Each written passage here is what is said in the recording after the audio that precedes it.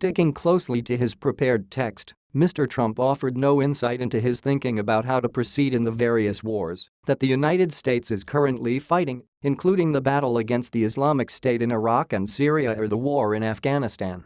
The Pentagon has proposed sending another 5,000 troops to Afghanistan to bolster the force that has been fighting there since shortly after the attacks of September 11, 2001.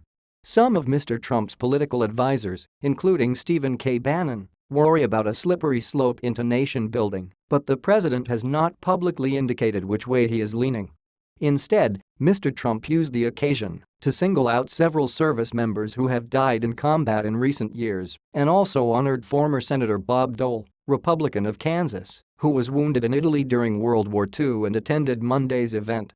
"They were all angels sent to us by God, and they all share one title in common, and that is the title of hero, real heroes," he said. Though they were here only a brief time before God called them home, their legacy will endure forever.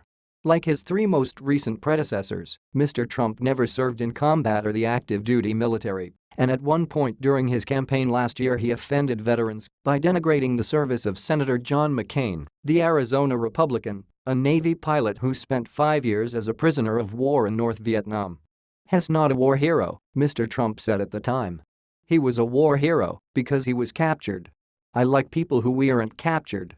Mr. Trump has never apologized for those remarks, but in his speech on Monday he lavished warm praise on other veterans.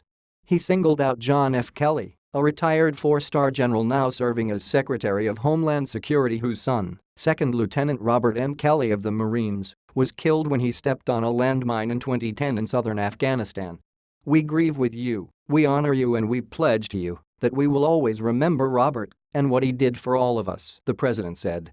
Mr. Trump also cited Specialist Christopher Horton, a member of the Oklahoma National Guard, who died in a gun battle with insurgents in Afghanistan in 2011, and Major Andrew Byers, a member of the Green Berets who was killed during an attack on a Taliban bastion last year.